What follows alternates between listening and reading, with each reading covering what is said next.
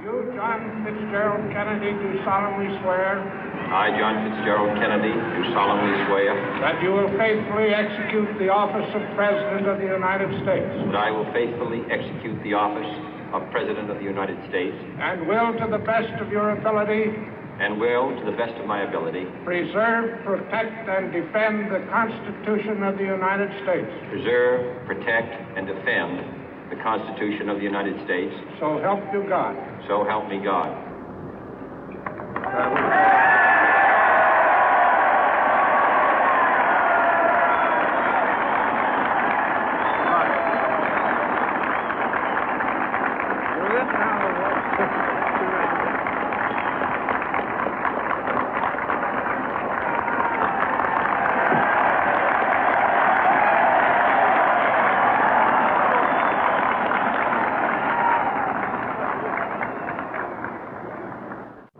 Vice President Johnson, Mr. Speaker, Mr. Chief Justice, President Eisenhower, Vice President Nixon, President Truman, Reverend clergy, fellow citizens.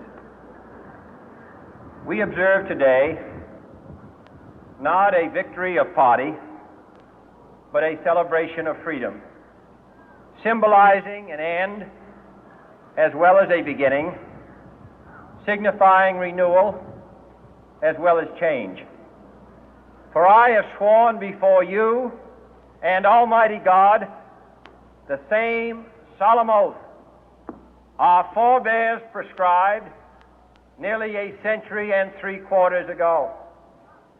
The world is very different now, for man holds in his mortal hands the power to abolish all forms of human poverty and all forms of human life. And yet the same revolutionary beliefs for which our forebears fought are still at issue around the globe. The belief that the rights of man come not from the generosity of the state, but from the hand of God.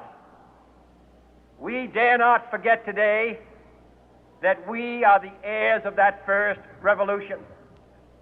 Let the word go forth from this time and place to friend and foe alike that the torch has been passed to a new generation of Americans born in this century, tempered by war, disciplined by a hard and bitter peace, proud of our ancient heritage, and unwilling to witness or permit the slow undoing of those human rights to which this nation has always been committed and to which we are committed today at home and around the world.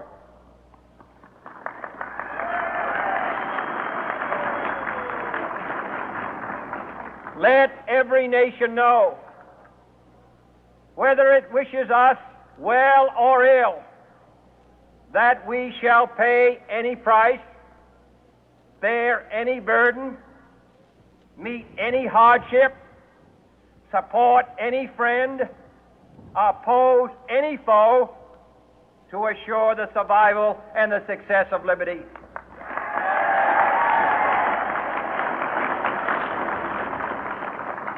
This much we pledge and more.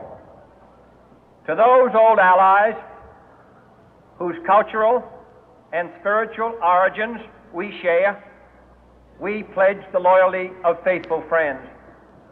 United, there is little we cannot do in a host of cooperative ventures.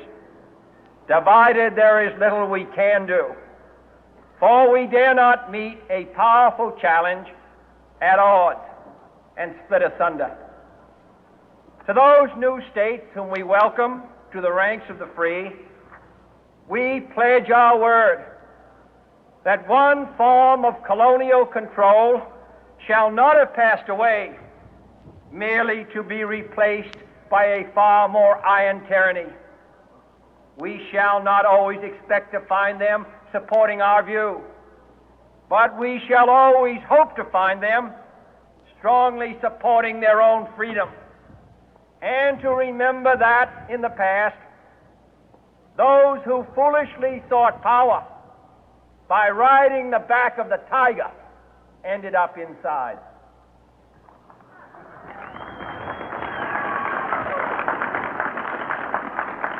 To those people in the huts and villages of half the globe struggling to break the bonds of mass misery, we pledge our best efforts to help them help themselves for whatever period is required, not because the communists may be doing it, not because we seek their votes, but because it is right. If a free society cannot help the many who are poor, it cannot save the few who are rich.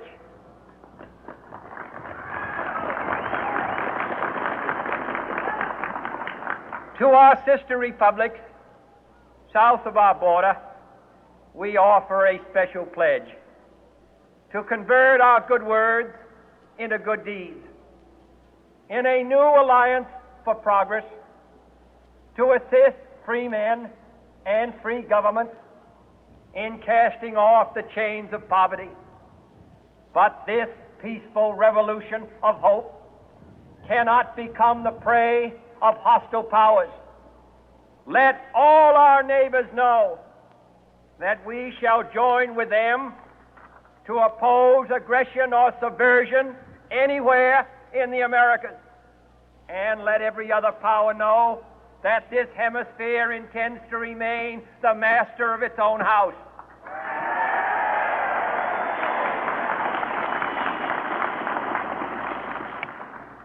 To that World Assembly of Sovereign States, the United Nations, our last best hope, in an age where the instruments of war have far outpaced the instruments of peace, we renew our pledge of support to prevent it from becoming merely a forum for invective, to strengthen its shield of the new and the weak, and to enlarge the area in which its writ may run. Finally, to those nations who would make themselves our adversary, we offer not a pledge, but a request that both sides begin anew the quest for peace. Before the dark powers of destruction, unleashed by science, engulf all humanity in planned or accidental self-destruction, we dare not tempt them with weakness, for only when our arms are sufficient beyond doubt can we be certain beyond doubt that they will never be employed. But neither can two great and powerful groups of nations take comfort from our present course, both sides overburdened by the cost of modern weapons, both rightly alarmed by the steady spread of the deadly atom, yet both racing to alter that uncertain balance of terror that stays the hand of mankind's final war. So let us begin anew, remembering on both sides that civility is not a sign of weakness, and sincerity is always subject to proof. Let us never negotiate out of fear, but let us never fear to negotiate.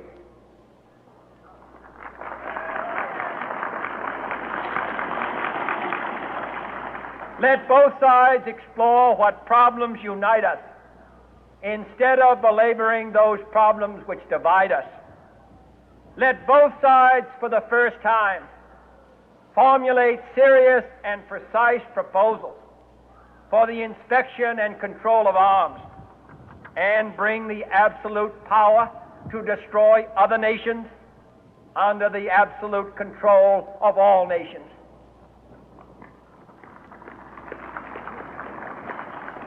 Let both sides seek to invoke the wonders of science instead of its terrors. Together, let us explore the stars, conquer the deserts, eradicate disease, tap the ocean depth, and encourage the arts and commerce. Let both sides unite to heed in all corners of the earth the command of Isaiah to undo the heavy burden and let the oppressed go free. And if a beachhead of cooperation may push back the jungle of suspicion, let both sides join in creating a new endeavor, not a new balance of power, but a new world of law, where the strong are just and the weak secure and the peace preserved. All this will not be finished in the first 100 days, nor will it be finished in the first 1,000 days, nor in the life of this administration, nor even perhaps in our lifetime on this planet. But let us begin.